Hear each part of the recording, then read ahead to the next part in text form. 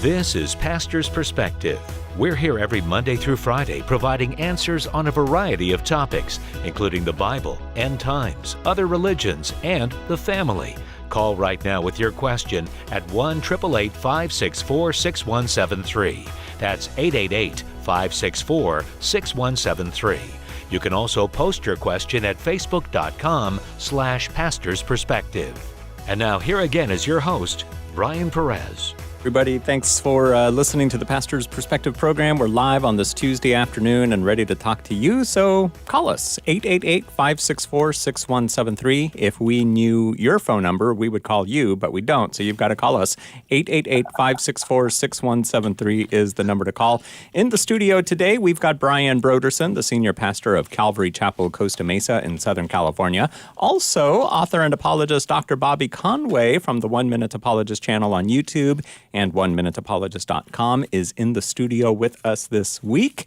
And Tony Clark, it's Tuesday, which means Tony is joining us via Skype. And Tony's the pastor of Calvary Chapel, Newport News in Virginia. We're looking at the background. It doesn't look like he's home, so we were trying to figure out where he might be. I think maybe Tony was making his way to California for a surprise visit, and maybe he's laid over somewhere. He's I don't know. holding out on us, right? Yes. So, Tony, where are you? I'm in Atlanta right now, and so I will be kind of out of my normal office for a few weeks. Oh, really? Well, Tony, I came in and I saw you up there and I said, okay, Tony is somewhere else because I've never seen that background at your home. So we called it that you were. Now, Janice's family is in Atlanta. So is that why you guys are there? Visit the family? Yes, visiting her mom. Yeah. And sister. Yeah. 2 weeks. We'll be here this week, and then you'll see another background next week. Where's that one going to be? So, and then the following week after that, we will be celebrating our anniversary, and so there'll be another background for that. Okay, wow. Traveling Tony. That's what we're going to have to call him now. So you're getting back in the traveling swing here a little bit? Well, this travel is personal. However, I do have some things lined up, and looks like it may kick back up again. That intense traveling that I was doing before. Yeah, cool. That's great. So I know this isn't probably the place to have this discussion, but I got distracted after your last text to me asking about the program that I'm in that I was encouraging you to come into. And so the answer to your question is yes, I would be finished and Aaron would then be finished a year later. So you would come in, but there's so many great guys in this group. You will make a whole new group of friends that you'll love it. So I'm still praying for you that maybe the Lord's poking you with that.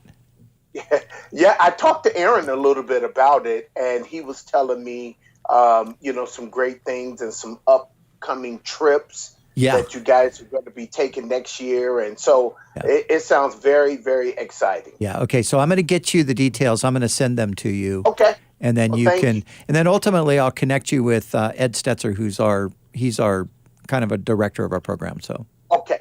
Yeah, sounds great. Cool. Yes, thank you. All right, got that personal business. I was going to say, is this like a shopping list? Oh, and on your way home, please bring.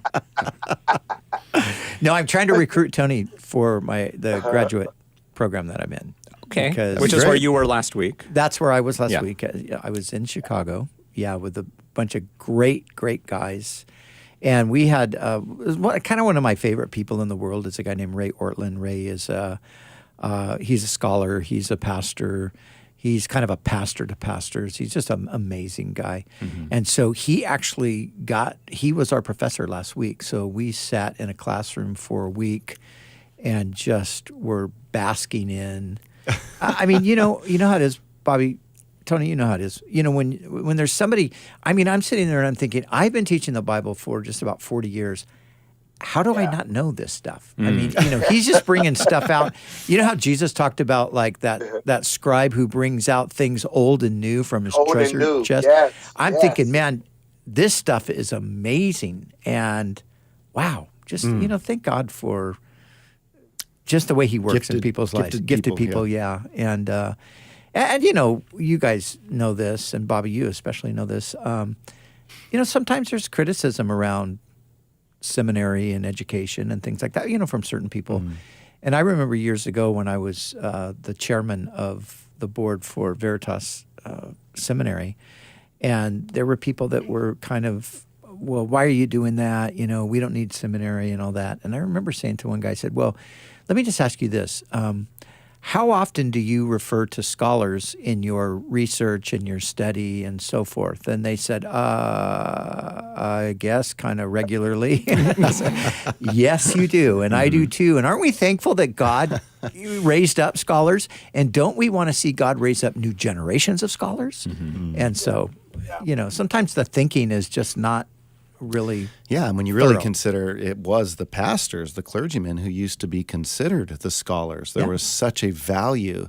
I mean, Jonathan Edwards from the First Great Awakening is considered by many the greatest Christian mind to ever step foot in America. Now, how do we measure that? We come up with these statements sometimes and throw them around. It's hard to know, but he was a sharp guy. They didn't know Bobby Conway was going to show up on the scene when they said that. Of course, yeah, and great. Gee whiz. Little did they know. Little did they know what was coming. All right, 888-564-6173 is the number to call us today, 888-564-6173. This Thursday, we still doing that thing this Thursday? I just posted on Instagram. We're doing it. We're doing it. Okay. But so, you know what? I noticed your picture's not on the thing. Yeah, I was going to bring that up, but, it's okay. I understand. Talk to John tomorrow. John Huang. Okay. Actually, John Huang won't be here tomorrow. Tomorrow, Mike Chaddick will be here because it's that.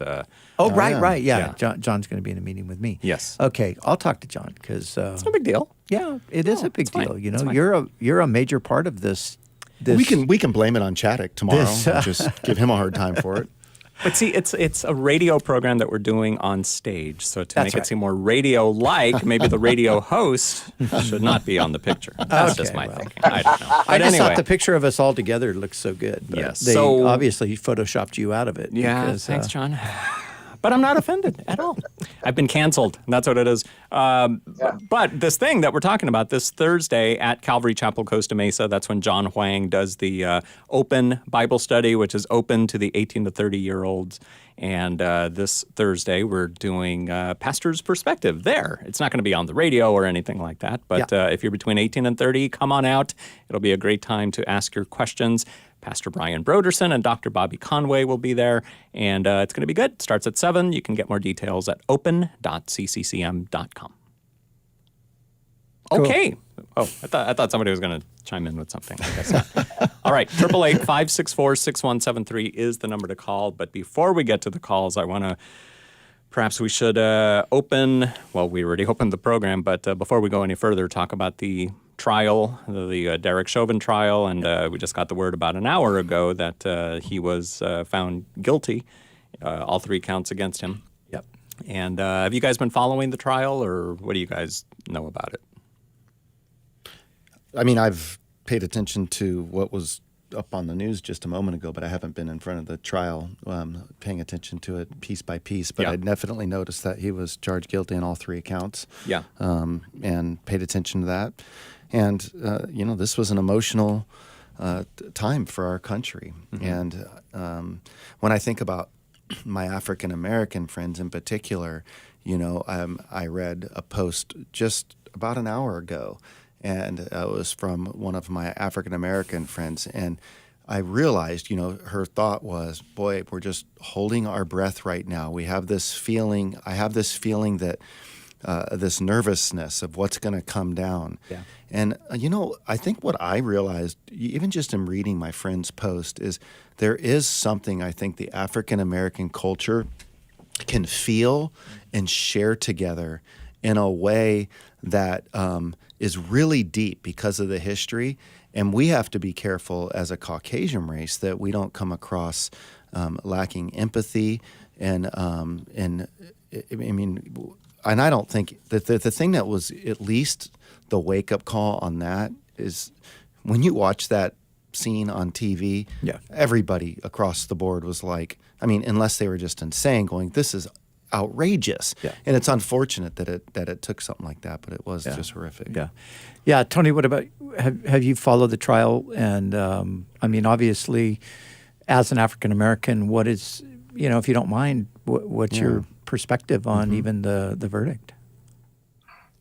Well, justice was served. And we all had our ear to the ground, holding our breath, no pun intended. And definitely a situation that could have gone a different way, and the country would have been in shambles once again. And it's a shame that here we are in 2021, we're still holding our breath on situations like this, and it's very sad. And what I've been seeing, and I think that the great doctor is right. There's you want to make sure that you don't come off lacking empathy and sympathy, and that's exactly what a lot, not some, a lot on social media, let's just say, that I have seen. Lacking great empathy and sympathy, lacking it. And the reason why is because there's this side where we stand as African Americans and as Black people, and then there's the side of the police. And most that I've seen on social media are going to side with the police. And the police can do no wrong. And so with that, they come off lacking empathy for this side, for the Black community side. And so I've had an opportunity to share with around the country last year and part of this year, just saying, look, just take James 1:19 to heart. Be swift to hear, slow to speak. And I don't think that there's a lot of slow to speak. There's been quick to speak. And that quick to speak has come off very, very much lacking empathy, sympathy. And I said, that's not the heart of Jesus. The heart of Jesus, when he saw the multitude, he was filled with compassion for them because he saw them as weary and bruised like sheep without a shepherd.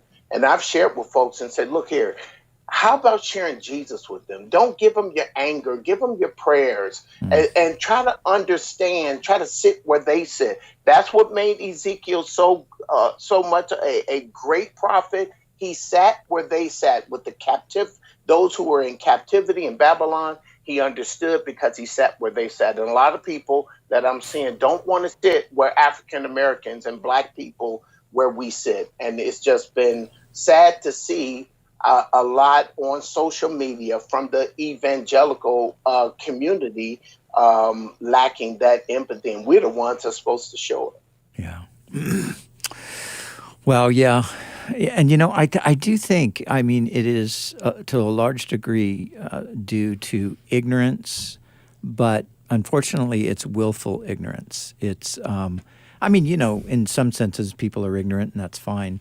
But if you need to get educated on something and you just flat out refuse to do it, then that's a problem. And I think that is the case with people. And I think, again, it goes back to what you said, Tony, quoting James. It's not being willing to listen, kind of assuming, well, we already know, we know the story. We know, the Civil War, we know civil rights movement. We know that. It's all over now. What's the fuss? But the more you take the time to listen, you realize, well, that isn't quite right. This is what I think. I just think when you've got 98% of the Black population in this country all saying the same thing, I think if you're not listening to that, you got a problem. It's like, it's not like 50-50. It's not like half the Black population saying one thing and the other half saying something else. This is like 98% of the Black population is basically saying, hey, we're hurt. Mm-hmm. It's a historical hurt. It's a hurt that goes, I've had conversations with people from, other racial ethnicities and, whether it be Latino or Asian or whatever. And even some have been a little bit upset, well, how come you haven't spoken out more on race issues in a broader sense than just the African American? And I have, but let's just give them that for a moment.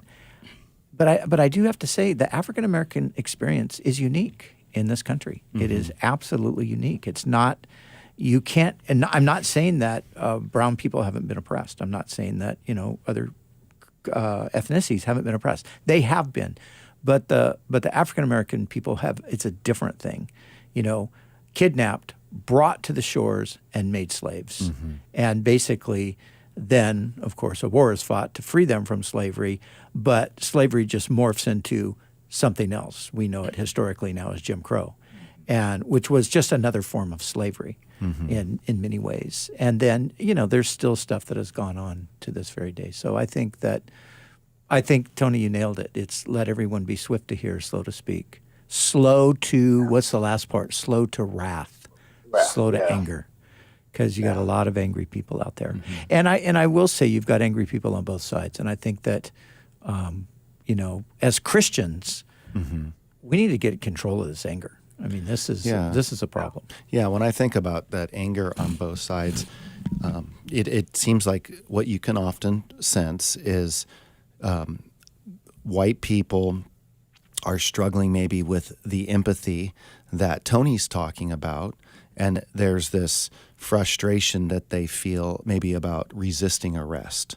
And so that becomes kind of their mantra that they bring up. Yeah. And then the African Americans, it can be perceived sometimes that the white people need to do a much better job of empathizing with their pain. And I think that's true. I think what Tony's saying and what you're saying, there is so much, and if all we do is stay in our white camps or our black camps, we really miss the opportunity to get to know each other. Yeah. But I almost sometimes feel saddened because I wonder, how are we going to really truly unify? Because I wonder, like, you're taking a risk right now, Brian, and Tony, like, if he was to come out as an African American, be like, people need to not resist arrests like this, then Tony could be maybe in trouble with his camp. The white people come out and they're like, if you don't fail to bring up the police officers at all, then you might be in trouble with your camp. And so you can imagine the listeners wanting to call and say, if you miss either side of that,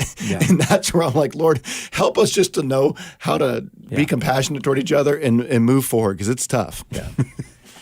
Yeah, it really is, yeah. And, I mean, we don't want to belabor this, but, talking about the resisting arrest and the young 20-year-old guy, Dante, what was his last name? Wright, maybe? Yeah. I think this past week. Yeah. And that's a situation where, you could call it resisting arrest, but, he has no weapon. Yeah. He kind of just freaks out and jumps back in his car. And you think, wow, I was just talking to a friend, and, we were talking about the police aspect of it. And it's like, I think defunding the police or getting rid of the police is one of the worst ideas that anybody could ever think about. But I think it's obvious that reforming policing is needed in certain communities. Absolutely. So... What's that guy, the bounty hunter or whatever? I saw that he was kind of pushing something for using non-lethal bullets. Uh-huh.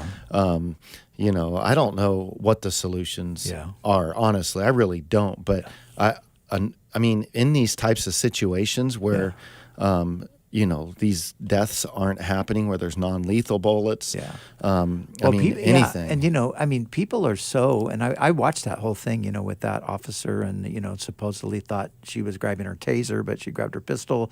I've held a pistol and a taser, and I know that something's got to just switch off for you to not be able to recognize what you're holding, know.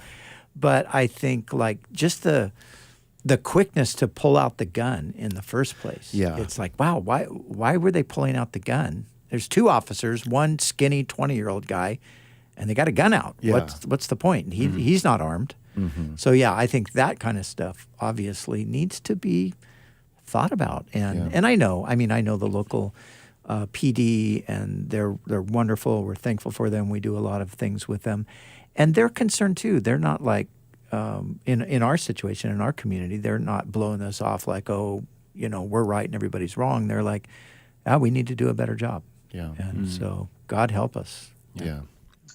Yeah, don't forget about the 13-year-old kid in Chicago that was gunned down as well. Well, I was in Chicago that night, Tony. And as a matter of fact, well, not that night, because what happened is it happened a few weeks ago, but then they released the video in Chicago on the day that actually, we were all scheduled to be in the city that night. We were going to get together for a dinner, and we had to cancel everything because they released the video that day. It didn't, they were anticipating riots in the streets, which, thank God that didn't happen. But yeah, watching that again was another thing where you're like, okay, this is like way, way, way, way over the top. Like, here's a kid, this kid does not have a gun. I mean, you see the video, and the report was, well, he had a gun. No, he did not have a gun. And so it's like, geez, Lord help us. Yeah.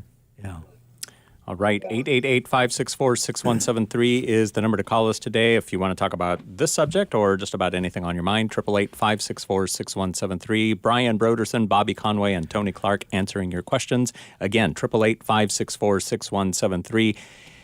If you're watching us on Facebook and YouTube, and maybe I'm not watching either of our pages, I'm not monitoring right now, but if you guys are arguing back and forth about, what happened or whatever, call us better. Don't hash it out there. Call us and let's talk about this. 888-564-6173. Let's start our time on the phones with Amanda calling from California. You are on Pastor's Perspective. Welcome. Hi. Hello. Thank you for taking my call. I'm calling because I recently found out that my daughter she's 12 years old, and she's not identifying as either a male or a female. I guess they're calling it these or them and they. Right. It's a real new thing for me. I've never heard of it before, but she grew up in the church, and I just want to know how to approach this. Of course, I love my daughter, and I don't care what she likes. I'm going to love her no matter what. But I'm just concerned about her salvation. Wow. Is she, Amanda? Do you think she's getting this from school, from friends, from stuff she's watching on TV, or where do you think she's getting these ideas from? I think it could be just from peers, and I don't know too much about it being from school because she barely started going back to school recently. Right. They were on virtual learning for a very long time. Right. Yeah. And this came out like a couple of months ago. My older daughter told me, and I haven't talked to her about it at all. Yeah. I have a couple of cousins who are gay. One's transgender and the other one is gay. And I was going to ask them how I should handle it, but then I'm like, be a lot better if I can get a biblical view and just, of course, come at her with love and everything. But I don't even know what to say to her at all. Yeah, you did the right thing, because I don't think asking them for advice would have been wise. Brian, what would you say? Well, Amanda, I think that with this sort of thing, I really do think we have to take people back to the fact that they are created in the image of God, and that their gender is not accidental. It's not fluid. It's not a mistake.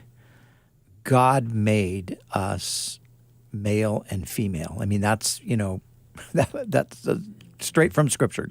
In the beginning, God made them male and female. So now, of course, we have a culture that rejects God's word on everything. So that'll be a challenge. But I think the fact that she grew up in the church, the fact that she has some knowledge of God, That's the how you navigate it step by step. That's something I think the Holy Spirit will give you as you pray about it. But I think that's where you've got to take her back to is, honey, God made you, and He made you. He didn't make a mistake. He made you this way, and He made you this way. He has a purpose for you as a girl and ultimately as a woman. And so, for us to start messing with that, we're really messing with the purposes of God. And somehow, to lovingly just start planting that stuff in her mind. Mm-hmm. Bobby, anything to add?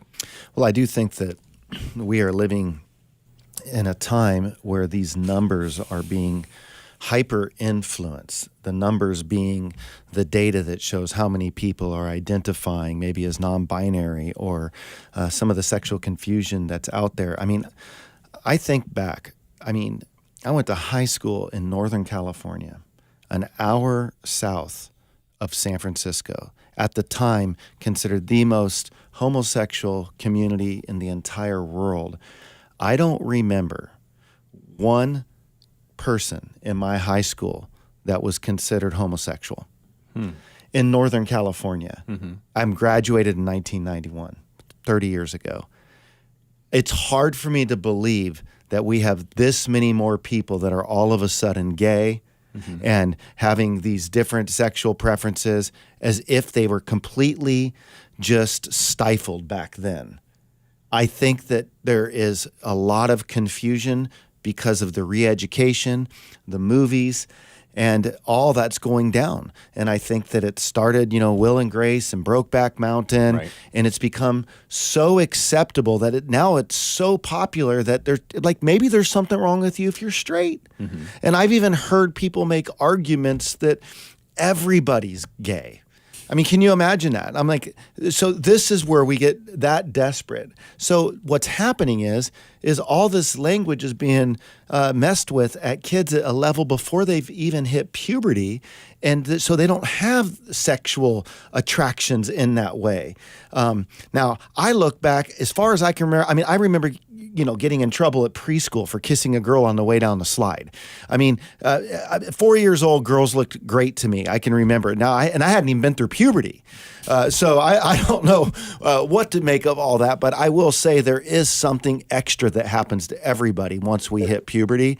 And if you get on these kids and just feed them the right books, and if they think it's more popular to identify a certain way, then you can see the pressures they feel. Yeah, a lot of this, especially the transgender thing, and it's highest among girls. It is a peer pressure thing. It is it's a fashion thing. It's just like, I don't want to be a girl now. I want to be a boy. So what do you think, Harry Tony? Styles and the way he's dressing, and some of these cover magazines that he gets on, where you got Harry Styles wearing a dress, for crying out loud. Yeah. Wow. And we're supposed to celebrate like that. David Bowie used to wear dresses too, but we never really thought much about it. But yeah, Boy George did too. Boy George, right? We thought about that. Boy George. Yeah. Bowie pulled it off because it was all behind the guise of rock and roll. Boy George kind of took it to a new level. He did. Tony, what do you think? We've got about 30 seconds. Yeah, they all said the right thing. It's just a great confusion that's taking place today, and it's unfortunate. A lot of it is peer pressure.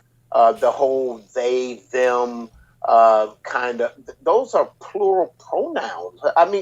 What? It's madness. Yeah, we just have madness. It is. So it is. Yeah. It is madness. It's like a culture gone mad. Is what it is for sure. But aren't you guys thankful that we've started the radio show off with such non-controversial subjects? Doesn't that feel so good to be in a seat where we're able just to have these softballs? It's the happiest part of everybody's day. I read an article today that got me so fired up. I read an article today on coming from the pot industry, how they. Marijuana is a racist term, and they don't want people using marijuana anymore to refer to their industry. Uh-oh. Because it's Hispanic? Yes. Today's pot day, by the way, if you want some more Continues in just a controversy. moment. Stay with us.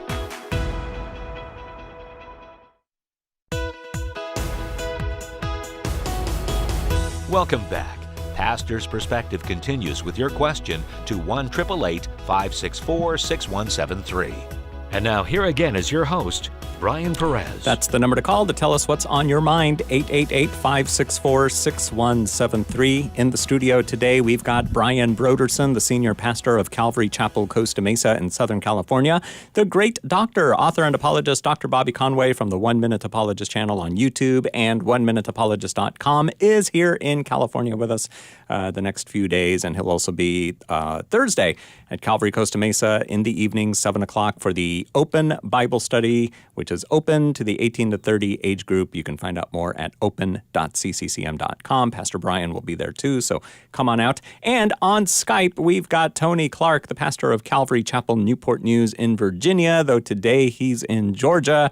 Who knows where he'll be the next few weeks, but tune in to find out. Traveling Tony, see where he's going. All right, 888-564-6173. More phone calls here now. Let's go to Armando in Southern California. You are on Pastor's Perspective. Welcome, Armando.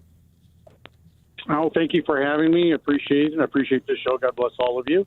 Thank you. I just wanted to give the public a perspective from someone that's been in law enforcement now for 29 years and a Christian much longer. Great. Thank God. Yeah. But I want the public to know that today justice was served in regards to the verdict on Derek Chauvin.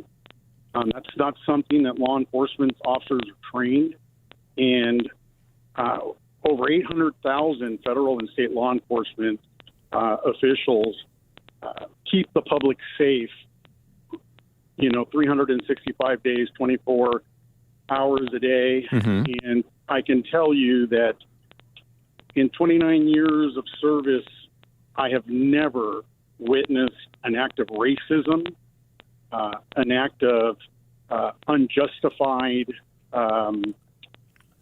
use of force in regards to those incidents that I was involved in. Now, one thing that I want to make sure that the public and the community knows is that your dedicated law enforcement professionals are out there risking their lives, mm-hmm. doing the work that God has given them to do. And I know that law enforcement officials are very disappointed with these acts that we see on TV, whether it was Derek Chauvin or any other incidents that we see. But we are a country of laws, and we have to make sure that, that every officer or every criminal gets the opportunity to go through the process, because we're innocent until proven guilty based upon this great Constitution. Mm-hmm. There's always questions in regards to law enforcement, especially for the layperson that's never been out there patrolling at 2 a.m. Mm-hmm. And things will always be questioned. Yeah. Where have you served, Armando? I work for the San Bernardino County Sheriff's Department. Okay. We got a great sheriff there, John McMahon. And, our sheriff has always been a great leader, has led from the front. And I can tell you one thing, that 99.9% of your law enforcement professionals out there are doing the right thing. Yep. Unfortunately, the media is not for law enforcement right now. You have the alphabet channels, and you have the extreme left, CNN, MS, as my pastor would call it, MSLSD, setting a narrative. Yeah, I think you guys know who says that, but Pastor Jack Hibbs, my pastor, great man.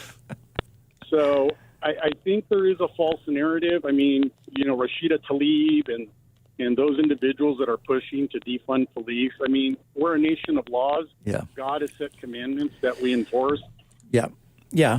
And we appreciate you and thank you for your service.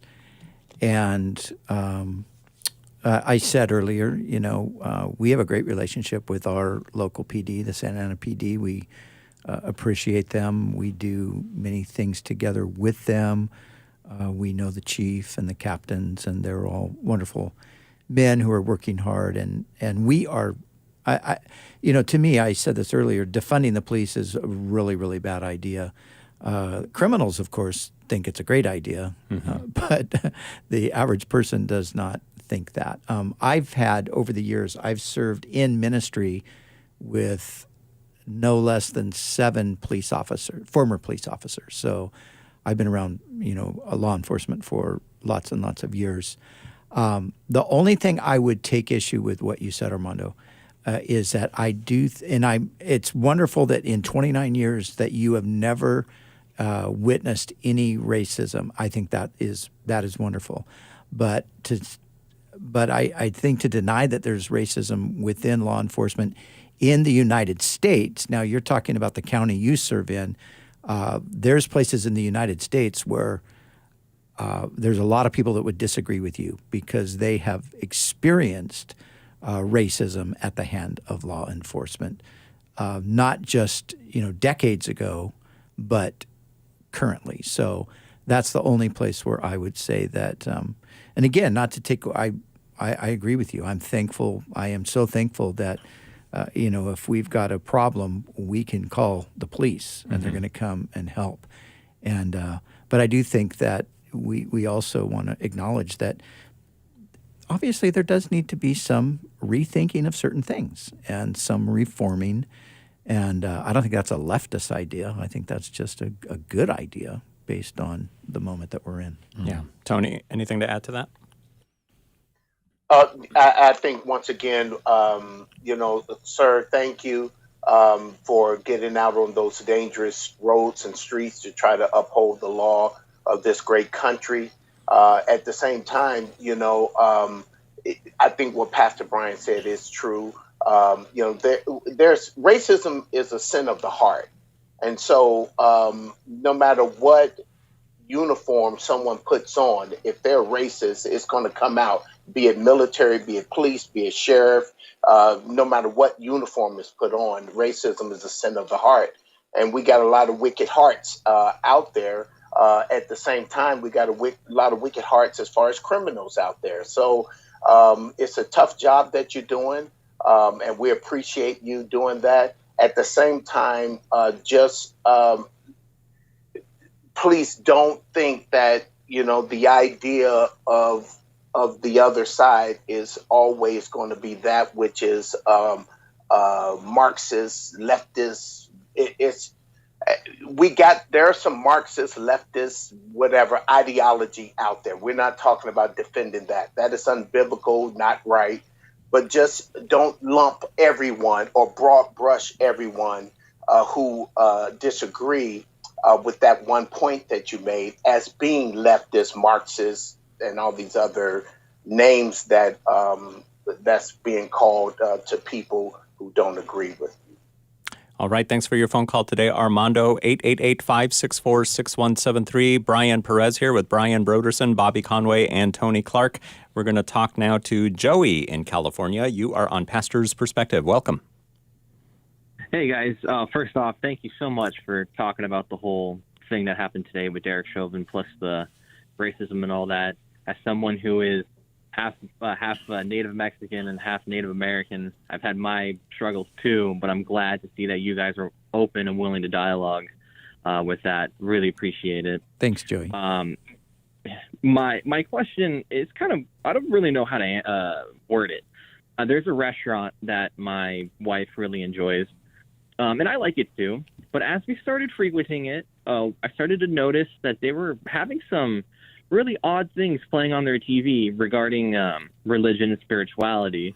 And then I noticed some of the pamphlets and paper that they had out on the tables was starting to kind of creep towards the area of cult. Then I looked them up on the internet, and boom, there it was, people blasting them for being a cult that these people take part in with their kind of outlandish religion.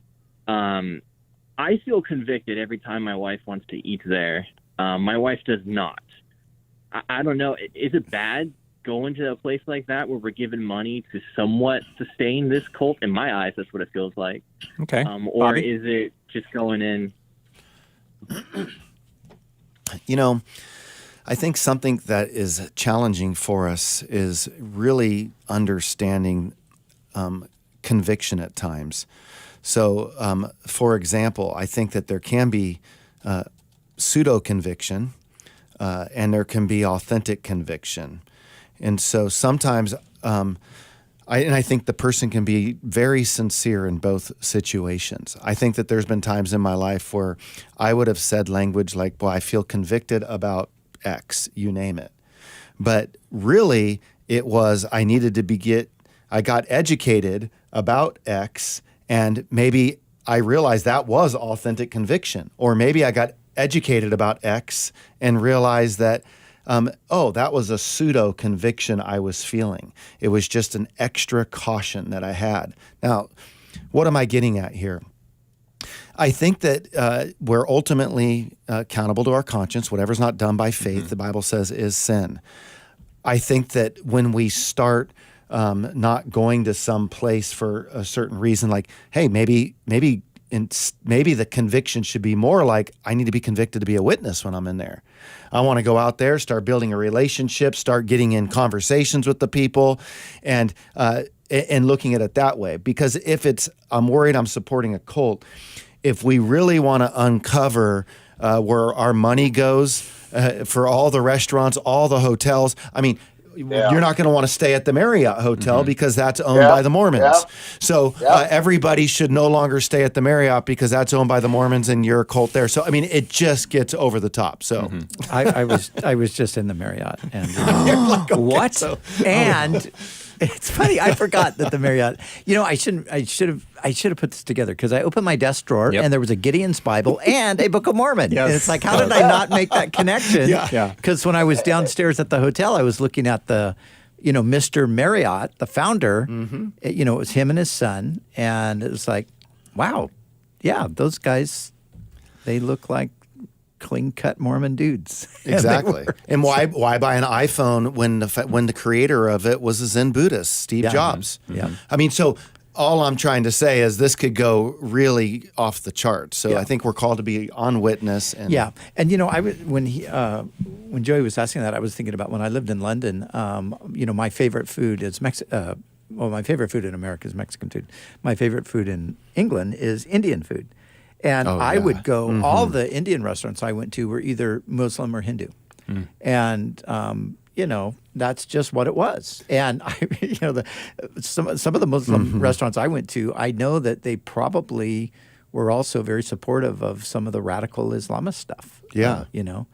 And yet, again, I built friendships with them, tried to just be a bridge. And so that's such a good point. I mean, by the way, a good point about how great the Indian food is in England. It's phenomenal, but it's true. I mean, you wouldn't go out and try you wouldn't eat Indian food. I mean, just think about like all that would go on. How deprived you would be if you didn't have an amazing curry. Oh man, our poor caller is going to be. So Joey, are we helping you or are we making it more complicated? No, I mean, you're helping. That was kind of my thought process of it, too. But the way that I looked at it was, like, I know I go to a lot of, like, Mediterranean places, and I go to a lot of, like, other restaurants that I know. Like, I mean, you go to a Chinese restaurant, they mostly have a Buddha there. Yes. I know that. But it's like, the way I was looking at it was, like, their TV was just blasting with, like, what they call their almighty one. Oh, and she was just spewing just all of their beliefs and things you need to teach people this, teach people that. To me, it was just so upfront and in your face. That's where I was kind of like, dude, I'm used to going to other places and knowing, okay, they're probably Muslim, they're probably Buddhist, but they're not shoving it in my face. Yeah. But Oops, sorry. It was kind of like, well, that's a little too much for me to take in. Yeah. Maybe sit like across a restaurant away from the TV next time. Ask for a special seat. Like, can I not hear the TV, please? I would like to talk to my wife and have a nice Joey, we're sorry that Pastor Brian has just completely messed up your worldview today. Just forgive him. Don't forget, many people start their day off with a cup of coffee from the siren, the mermaid, on the cup. Yeah. And, so what are we to do with that? Yeah. All right, 888-564-6173. Joey, thanks for that phone call. Yes, that's the one I was going to go to next. Maria, welcome to Pastor's Perspective. Hello. Hi, good afternoon. Can you guys hear me? Sorry, I'm on Bluetooth. Yeah, go ahead. We can hear you. Oh, good. Okay, well, thank you, everyone, for your show. I really enjoy it. It makes my long drives easier and, just better. But the reason I'm calling is because so I'm a naturalized American citizen. I'm by birth Mexican. But, I was raised to not see any color in people, to see them as a human being, right? And today, I'm struggling a little bit with, two things that involve the same issue. So, yes, I agree with today justice was served for George Floyd as a human being. Being a victim of, a horrendous, crime, nobody deserves absolutely to die in any way, shape, or form as he did, right? And so, yes, justice was served, but what I'm struggling with is that the community is upholding him as a hero. And to me, it's like, I see him as an iconic person for the future change that is to come regarding those issues, with the way police handles a lot of the situations. Now, I have an 18-year-old son, and I always teach him, if you ever get pulled over, you put your hands on the wheel, you refer to the officer with respect, and, you answer questions, and, if there's anything that you ever thought it was injustice or unfair, then, that's why we have the court of law. So, and I'm, we're also a Christian family, so I'm always trying to teach my children to show, Jesus Christ as much as humanly we can, right? But so, right now I'm honestly having a little bit of issue, and this is just coming totally sincere, without any,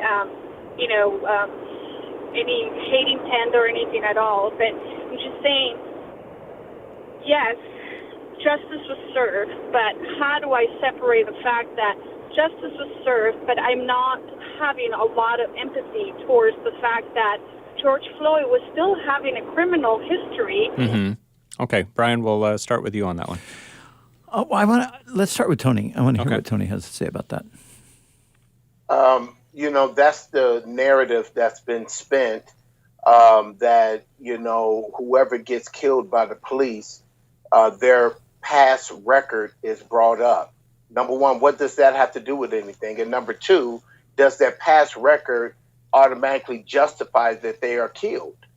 So that's the narrative that's constantly put up, is that, the police officer shot and killed them, but 6 years ago they robbed a bank, or they did this. What does that have to do with him losing his life because of his past record?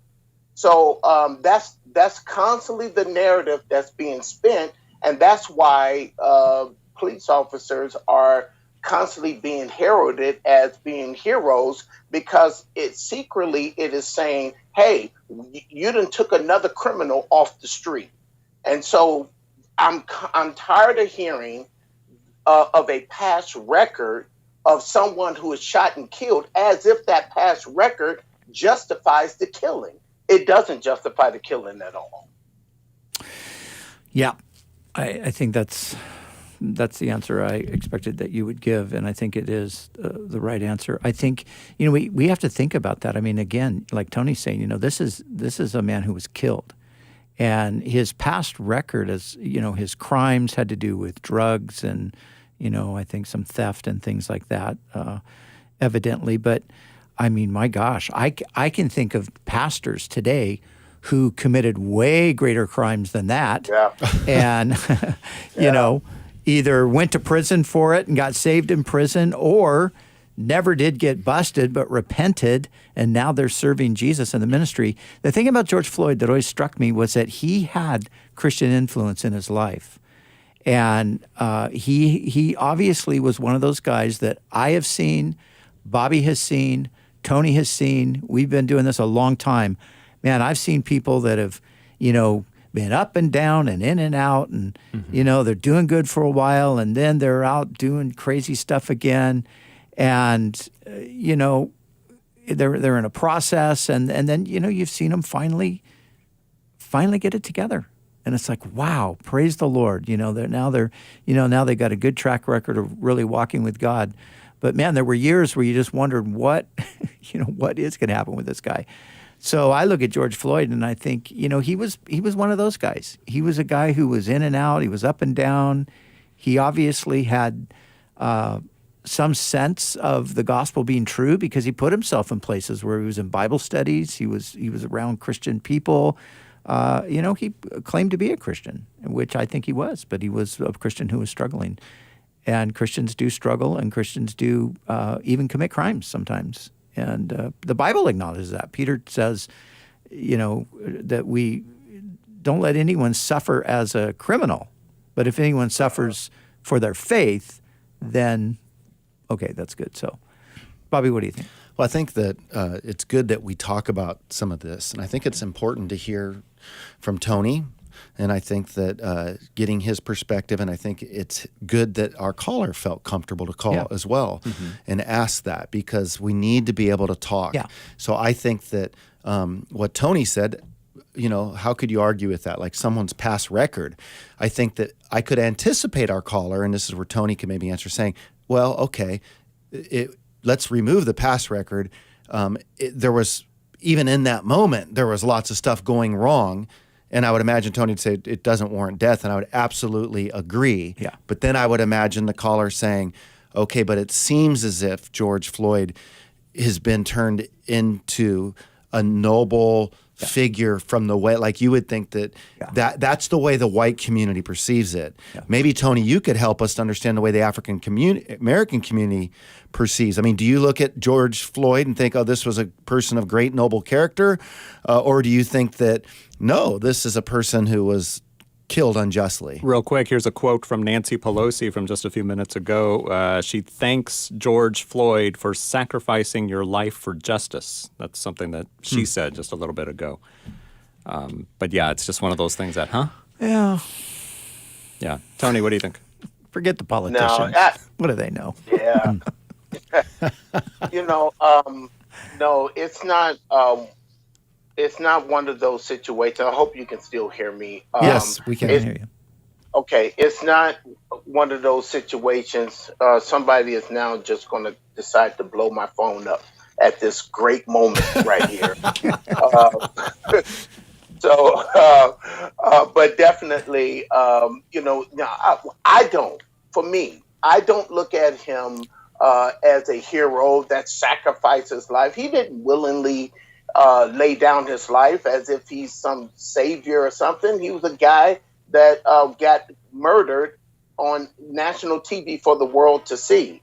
And so I don't take it as that, nor do I want to uphold his criminal background. There are other things that was going wrong, but once again, it doesn't warrant him to be killed, right. Especially when you have similar situations that white people have done, and they get taken to fast food restaurants, or they get handled very gently, or they walk past police officers with rifles in their hands, and they walk right past police officers with that. So we never, if you notice, whenever anyone else is killed, their criminal background is never brought up as if,